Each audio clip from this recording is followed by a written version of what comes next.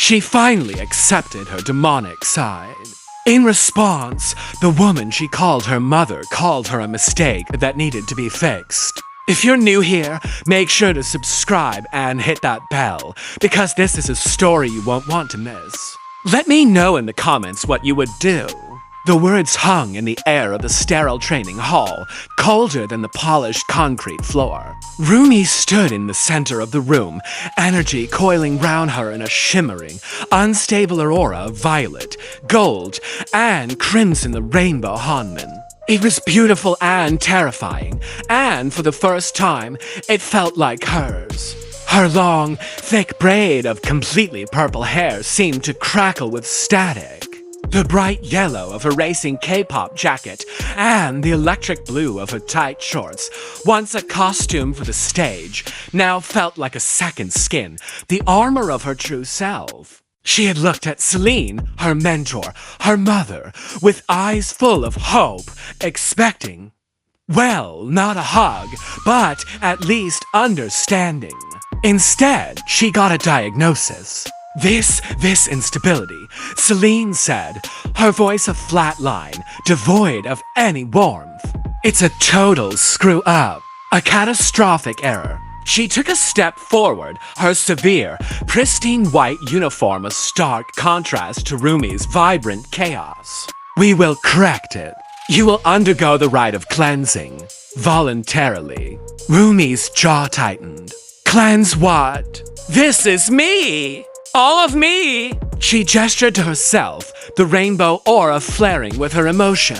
I'm not just one thing, Celine, I'm both. You are a weapon that has misfired, Celine stated, as if discussing a faulty piece of equipment. You will submit to the rite, or you will be contained. And the rite will be performed anyway. To fix what you've become. The choice slammed into Rumi like a physical blow. Let Celine mutilate her soul, stripping away half of who she was, or fight the only person she had ever trusted. Her heart hammered against her ribs. She chose. A wave of raw, untamed power surged from her, a psychic scream aimed not to harm, but to push Celine back, to create space, to make her listen. But Celine didn't even flinch. She raised a single hand, and the wave of energy dissipated against an invisible barrier. See? Celine's voice was laced with a chilling, triumphant pity. You can't even control it. You're a danger. I was right all along. Rumi refused. The word was a silent scream in her mind as she lunged, not with power, but with the raw, desperate speed Celine had drilled into her for years. It was a mistake. Celine moved with an impossible grace, sidestepping the attack and striking a single pressure point on Rumi's neck. Rumi's body went numb, and she collapsed onto the cold floor, her vibrant jacket pulling round her like a discarded candy wrapper. The rainbow Hanman flickered and died, leaving her feeling hollow and exposed. She was trapped. The training hall, once a sanctuary of sweat and shared goals, had become her prison. Celine began preparing the ritual circle, moving with a calm, methodical purpose that was more terrifying than any rage. Every item she placed, silver bowls, chalk lines, obsidian shards, was a nail in Rumi's coffin. Rumi tried to reason with her, her voice cracking. Why are you doing this? You raised me. You loved me. Celine paused, her back to Rumi. Love is about ensuring the best for someone. Your demonic nature is a disease. I am the cure. She turned, her eyes holding no affection, only resolve. Remember when you were 12 and nearly burned down the dorm because you lost your temper? I protected you then. I'm protecting you now. From yourself. Each word was a perfectly aimed dart, striking at years of carefully cultivated shame. The memories flooded back. Every time she'd been told to suppress her anger, to hide her strength, to be ashamed of the darkness within. It was all training. Not to protect her, but to make this moment, this violation, easier. Despair began to set in a cold, heavy poison. She made one last, frantic effort, channeling the last dregs of her power into her legs to kick out at the ritual circle. Celine sighed, a sound of profound disappointment. A silver chain, thin as a spider's thread, shot from her hand and wrapped around Rumi, burning cold against her skin. Her muscles seized, and she was left utterly powerless, a puppet with its strings cut. The last thing she saw before her vision blurred with tears was Celine kneeling to redraw the scuffed chalk line, her expression one of mild annoyance, as if Rumi were nothing more than a stubborn stain on the floor. "Perhaps you need to understand the stakes," Celine said, her voice softening into a tone Rumi remembered from childhood bedtime stories. It made her skin crawl. "Perhaps the truth will make you accept this." Celine knelt beside her, her face unreadable. "I had a daughter once, not my own. She was perfect, human, and full of light." Her voice was a monotone whisper, but the pain beneath it was a chasm. "She was killed, torn apart by a demon when she was 6 years old. I held what was left of her in my arms." Rumi stared, her own pain forgotten in the face of this raw, ancient grief. A flicker of empathy, of understanding, sparked within her. Maybe this wasn't malice. It was fear. "After that, I dedicated my life to a single question," Celine continued, her eyes locking onto Rumi's. "Could the disease be cured? Could a creature like the one that killed my daughter be fixed?" She reached out and brushed a stray strand of purple hair from Rumi's face. The touch was shockingly gentle. "So I found you, a half-breed infant abandoned. The perfect experiment.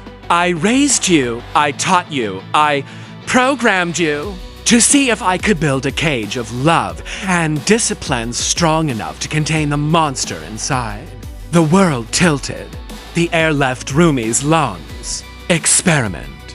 Programmed. Every memory of maternal care, every hug, every word of praise replayed in her mind, now tainted and grotesque. She wasn't a daughter. She was a project. A wild, desperate hope seized her. "Celine, I'm sorry," she whispered, the words tearing at her throat. "I'm sorry for what happened to her, but I'm not that demon. I'm not her." Celine's face hardened, the brief flicker of humanity gone. The trap snapped shut. "Exactly," she said, her voice dropping back to its icy coldness. "You were never my daughter. You are just the sickness I swore to eradicate. And now the treatment begins." Lying on the floor, bound and betrayed, Rumi hit rock bottom. The love she had spent her life trying to earn, the approval she had craved, had never been real. The shame she carried, the fear of her own nature, none of it was hers. It was all Celine's. It was a cage built for a ghost, and Rumi had been living in it her whole life. And in that moment of absolute desolation, something shifted. The truth wasn't a final blow.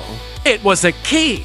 If Celine's love was a lie, then Rumi no longer had anything to lose by betraying it. If her shame was an implant, she could finally reject it. She wasn't a mistake that needed fixing. She was the result of an experiment that had, against all odds, succeeded. She had found balance not through suppression, but through acceptance. The rainbow Hanmin didn't just reignite, it exploded. It was no longer an unstable aurora, but a roaring, silent inferno of pure, integrated power. It wasn't born of rage or fear, but of absolute, unshakable self-possession. The silver chains didn't just break, they sublimated into dust. The chalk lines of the ritual circle were wiped clean by the sheer force of her presence. Rumi rose to her feet. She didn't attack. She simply stood there, whole and complete, her purple braid glowing with an inner light, her pop idol jacket looking like the mantle of a queen. Celine stumbled back. her cold composure finally cracking as she stared at the one thing her experiment had never accounted for, a soul that refused to be defined by her trauma. "You didn't fail to fix me, Celine," Rumi said, her voice clear and steady. "You just failed to see me." She turned her back on the woman she once called mother and walked out of the training hall, not looking back. She didn't leave a monster behind her, nor a broken girl. She left a woman trapped in her own past, forever haunted by the ghost of a daughter she couldn't save, and the living proof of a daughter she refused to love. Rumi walked out into the night, no longer a mistake to be corrected, but a statement to be made. That was intense. If you made it this far, hit that like button and share this with a friend who loves a good story. Let me know in the comments which part shocked you the most.